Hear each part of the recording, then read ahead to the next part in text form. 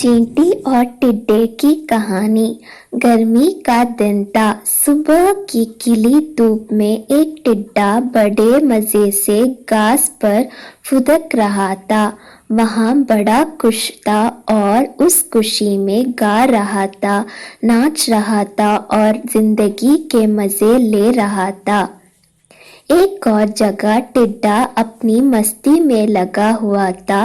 वहीं दूसरी ओर एक चींटी अनाज के एक दाने को पीठ पर तोड़कर अपने बिल में ले जा रही थी। जब चींटी टिड्डे के पास से गुजरी तो टिड्डे ने उसे अपने पास बुलाया और कहा, प्यारी चींटी, आओ मजे करें।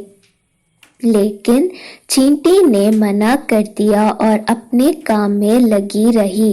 वह पूरे दिन कड़ी मेहनत कर एक एक अनाज को दाने खेत से उठाकर अपने बिल तक ले जा रही थी।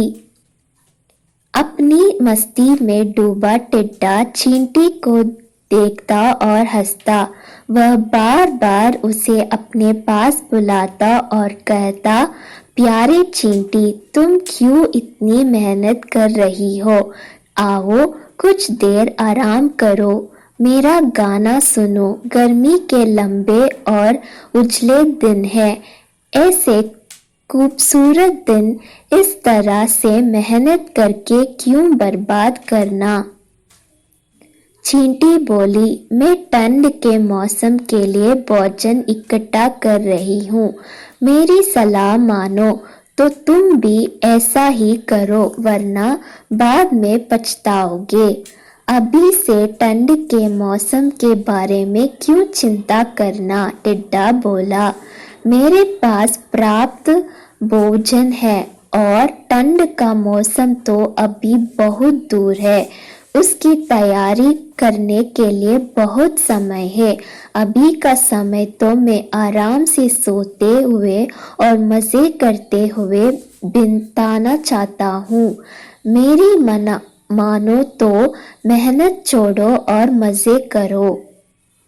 टिड्डे की बात पर ध्यान न देकर चींटी अपने काम से लगी रही। पूरी गर्मी मेहनत कर उसने अपने बिल में ढेर सारा अनाज इकट्ठा कर लिया, जो ठंड के दिनों में उसे काम आने वाला था। उधर टिड्डा ठंड के मौसम की तैयारी के स्थान पर पूरे दिन नाचता गाता रहा। अपनी मस्ती में उसे होश ही नहीं रहा कि गर्मी के दिन बहुत लंबे समय तक नहीं रहने वाले हैं। जल्दी ही ठंड के दिन और फिर बरसात के दिन आ जाएंगे, जो उस जैसे जीवों के लिए मुश्किल भरे दिन होंगे। धीरे धीरे गर्मी चली गई और वसंत का मौसम आ गया। फिर वसंत का मौसम ठंड में तब्दील हो गया। अब तो सूरज बमुश्किल आसमान में नजर आता। दिन छोटा हो गया और रात लंबी हो गई थी। कड़कड़ाती ठंड पड़ने लगी थी और बर्फबारी होने लगी थी। अब टिड्डे को महसूस हुआ कि चींटी सही कह रही थी। उसे भी इस मौसम के लिए पहले से तैयारी करनी चाहिए थी। लेकिन वह तो पूरी गर्मी नाचता गाता और मजा करता था। अब ना उसे गाना गाने का मन कर रहा था, ना ही नाचने का। उसका भोजन खत्म हो चुका था। वह ठंड और भूख से तड़प रहा था।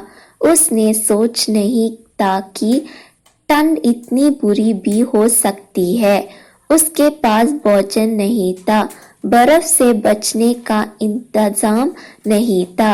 उसे लगने लगा कि जिस गर्मी के मौसम में उसने इतने मजे किए हैं, शायद अब अगली बार उस मौसम को देखने के लिए वह जिंदा ही ना बचे।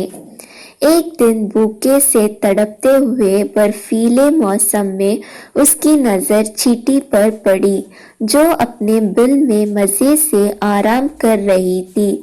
उसके पास प्राप्त भोजन था और ठंड से बचने के लिए असर। टिड्डे पछताने लगा और रोने लगा। उसे समय बर्बाद करने का फल मिल चुका था। सीख, समय का सदुपयोग करें, अन्यथा समय हाथ से निकल जाने पर पछतावे के सिवाय कुछ हाथ नहीं आता। थैंक यू बच्चों, ऐसे ही मजेदार कहानियां सुनने के लिए सब्सक्राइब करिए हमारे चैनल जंगरिला को।